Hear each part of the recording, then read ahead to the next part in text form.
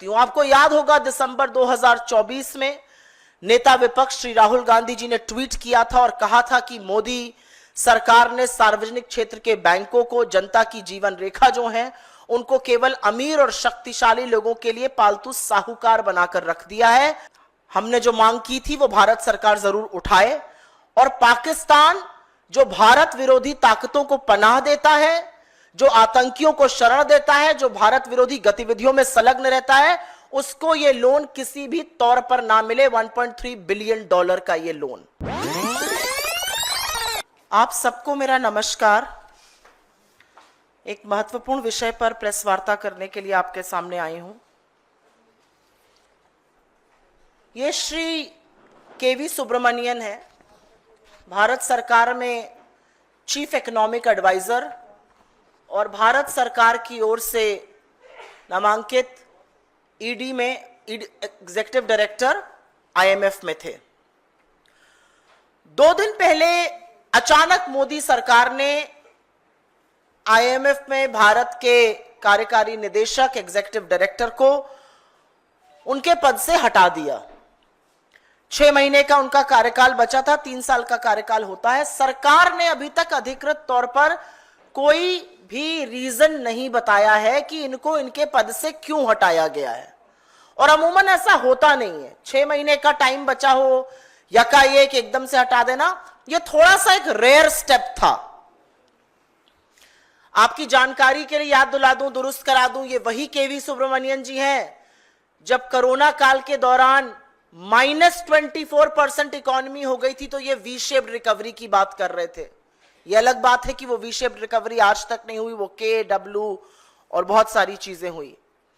इन्होंने सरकार का चरण वंदन करना, इन्होंने सरकार का चीयर लीडर बनने पर ज्यादा अहमियत दी, बजाय कि सरकार को कुछ अच्छे इकोनॉमिक पॉलिसीज के बारे में या आर्थिक सलाहकार के तौर पर सही राय दे सके।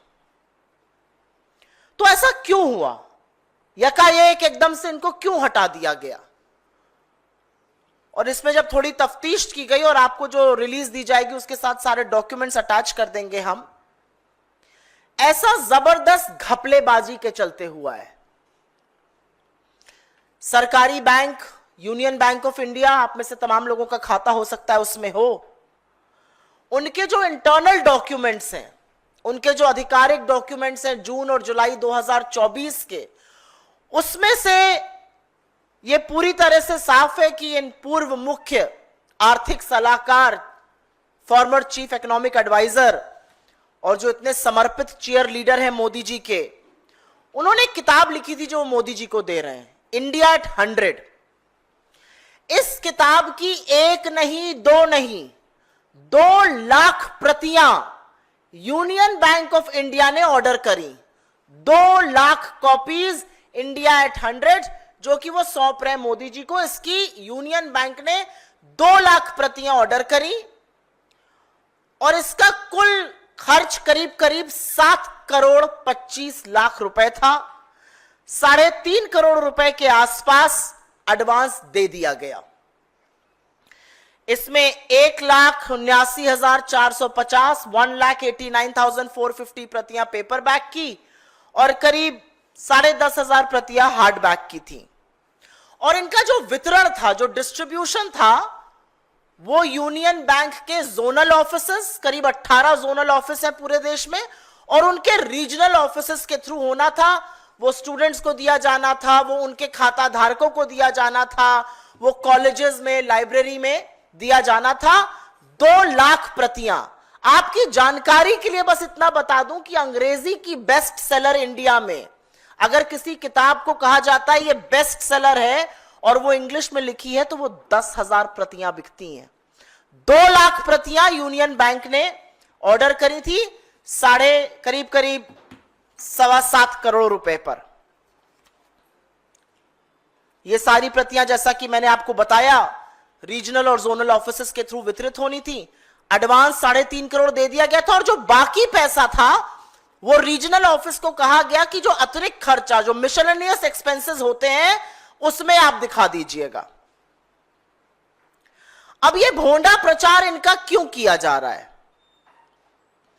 क्योंकि इन्होंने सरकार की लगातार गलत आर्थिक नीतियों का समर्थन किया है, उसको सही ठहराया है और बड़े ही बेहयाई से पहली की सरकारों को गलत बताया है, उनकी आर्थिक नीतियों पर जबरदस्ती की तीखा टिप्पणी की है। अब इस खुलासे के बाद ये बहुत ही एम्बैरेसिंग, एक बहुत ही शर्मनाक खुलासा है। 6 महीने बचे थे तो वो अपने पद से हटा दिए गए हैं। ये मोदी जी के बड़े जाने माने भक्त हैं। आपको याद होगा 2019-20 का वो इकोनॉमिक सर्वे जहां पर थालीनॉमिक्स की चर्चा हुई थी। अब इनको कौन समझाए कि 52% दाम तो एक थाली का जो सिर्फ वेजिटेरियन है उसका बढ़ गया है। और जब ये देश बेरोजगारी से और महंगाई से जूझ रहा था तो सरकार, सरकारी बैंक मोदी के चरण वंदन को सही ठहराने के लिए इनकी 2 लाख कॉपीज खरीदी जा रही थी। 7 करोड़ से ज्यादा खर्च हो रहा था। अब इससे कुछ सवाल उठते हैं और वो सवाल आपके माध्यम से इस देश की सरकार से, इस देश के एक सरकारी बैंक से जो कि सरकार के अधीन है, इस देश के वित्त मंत्रालय से पूछने जरूरी है। क्या यह सच नहीं है कि यूनियन बैंक ऑफ इंडिया ने 2 लाख प्रतियां खरीदी? क्या यूनियन बैंक ऑफ इंडिया ने अपने बोर्ड ऑफ डायरेक्टर्स से यह पैसा, यह खर्च अप्रूव कराया था?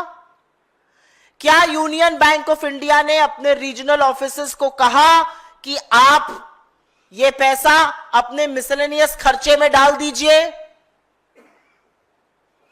क्या यूनियन बैंक ऑफ इंडिया ने ऐसा करते वक्त डिपार्टमेंट ऑफ फाइनेंशियल सर्विसेज, जो फाइनेंस मिनिस्ट्री का एक डिपार्टमेंट है, उसका अनुमति ली थी? क्या उनके पास बोर्ड का अप्रूवल था? यह हमारा पहला सवाल है। और क्योंकि यह पैसा बीजेपी के हेडक्वार्टर से नहीं आया था, ऐसा नहीं था कि यूनियन बैंक को यह पैसा बीजेपी वाले मोदी जी की छवि सुधारने के लिए, मोदी जी के चरण वंदन के लिए दे रहे हैं। यह पैसा इस देश का पब्लिक फंड है, आपका, हमारा, जनता का पैसा है, क्योंकि यह सार्वजनिक बैंक है।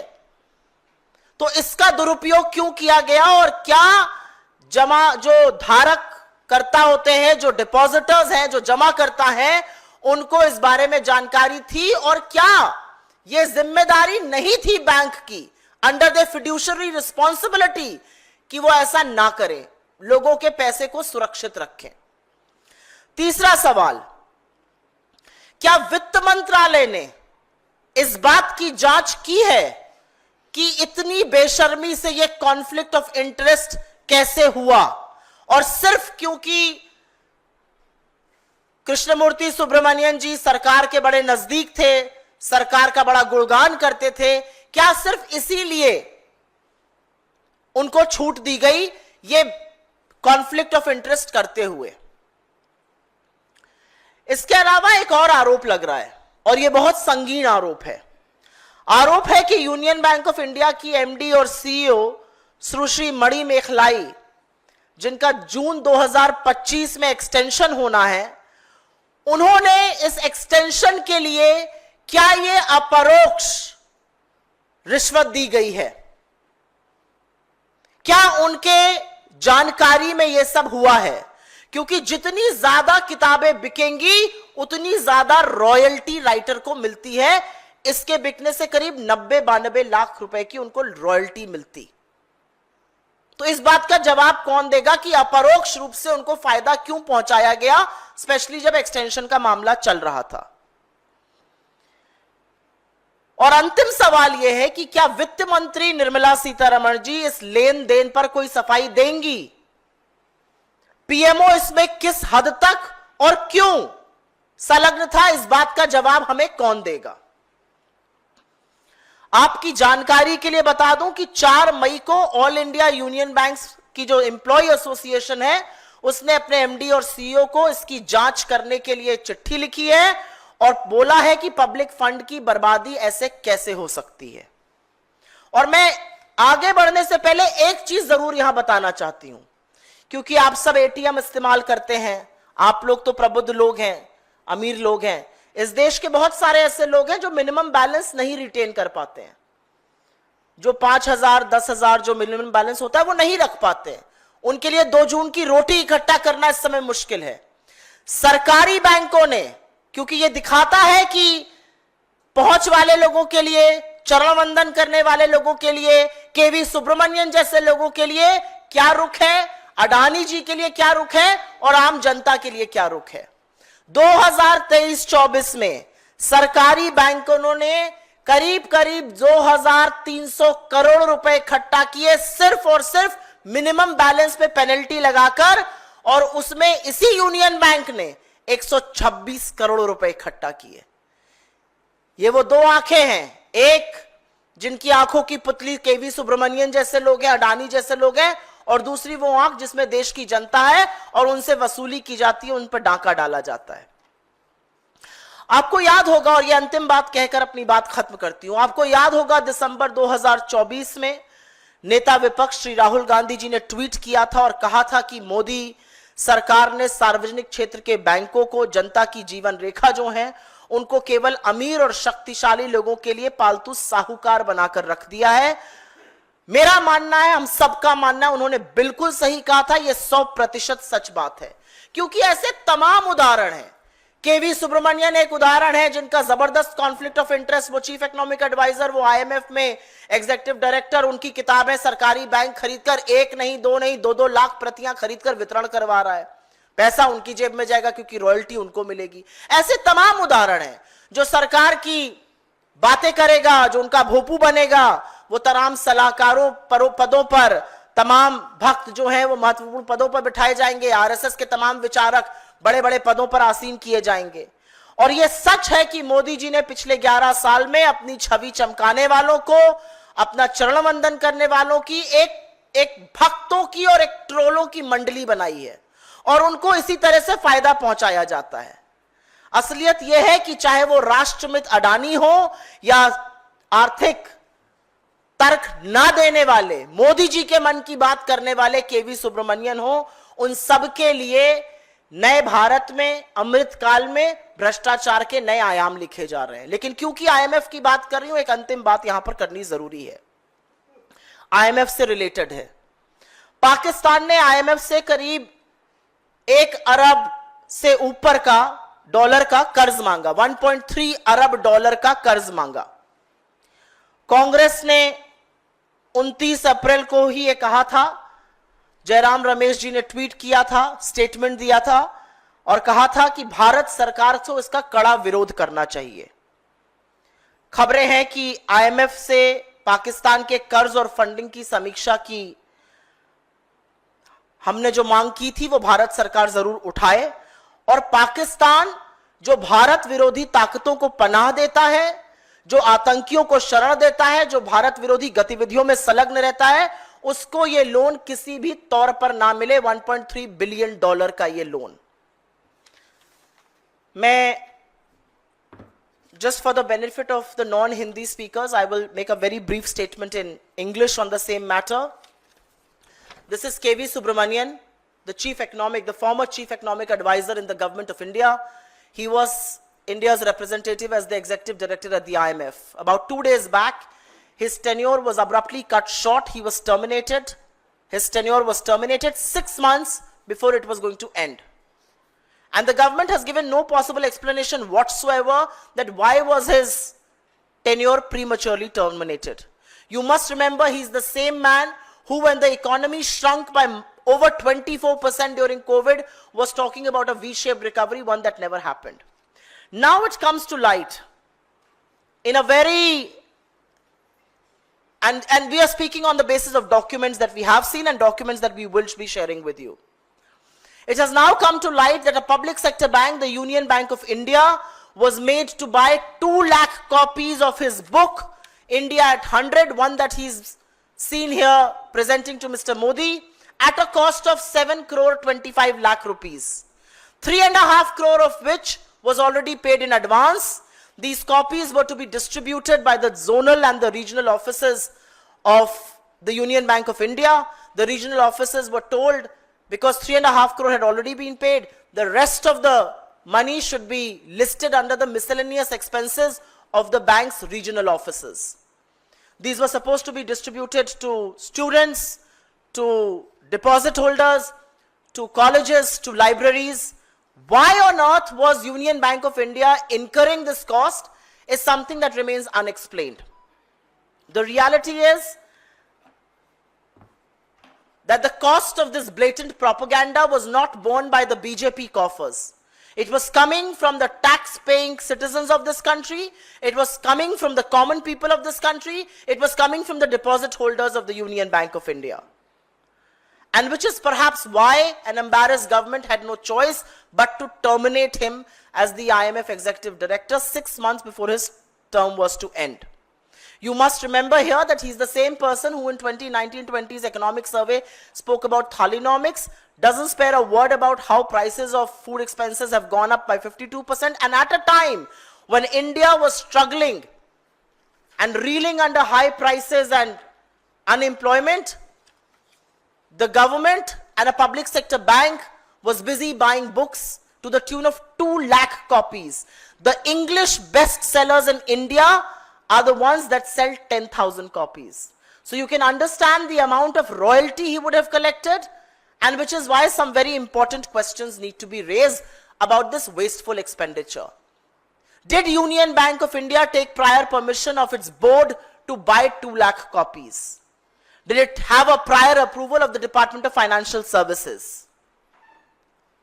What is the intended purpose of buying these books and distributing them through regional and zonal offices, other than the fact that he was a big cheerleader of Mr. Modi, and this was a way to compensate him for God alone knows what favors?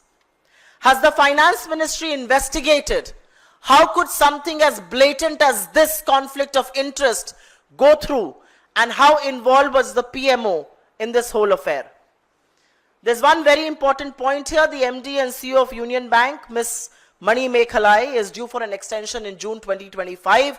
Was she involved with the decision to procure these copies? Did she approve the procurement of these copies? And was this a way to compensate through the way of royalties Mr. KV Subramanian? And last but not the least, what is the Finance Ministry doing to probe the blatant misuse of public funds, funds of depositors, funds of common Indians?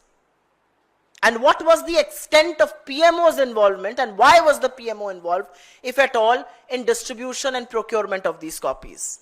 I must very gently point out here that on the 4th of May, the Union Bank Employees Association has written a letter to the MD and CEO asking for a fair probe and about this wasteful expenditure. You must also be reminded here of how benevolent these public sector banks are when it comes to common people like you, me, and others. The reality is that these public sector banks in 2023-24 have collected over 2,300 crore rupees in penalty for not being able to maintain minimum balance. They charge you for ATM withdrawals, and Union Bank collected almost 126 crore alone by way of penalty. You will also remember that in December 2024, leader of opposition Shri Rahul Gandhi had tweeted that Modi government has only made public sector banks, which are the lifeline of the public, pet money lenders for the rich and powerful companies. He was absolutely right, as events since have then unfolded. There are various examples of advisors, RSS workers, cheerleaders of Modi government being appointed to important positions, and some of them being compensated like Mr. Subramanian would have been by way of a very handsome and hefty royalty. The reality is that when it comes to giving economic sane advice, that did not come in from Mr. Subramanian. He was a cheerleader who spoke the Prime Minister's Man Ki Baat instead of giving some sane economic and fiduciary advices. And while we are talking about the IMF, a related but an important issue, Pakistan has asked for a loan of $1.3 billion from the International Monetary Fund.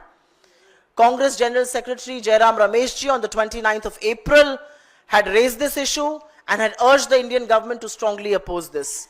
We are given to understand that the IMF board will be reviewing this loan and funding shortly, and we hope that India's demand for rejection of this loan will be adhered to, because Pakistan, which gives shelter and indulges in anti-Indian activity cannot be given a single penny by any multilateral agency. This is all that I have to say.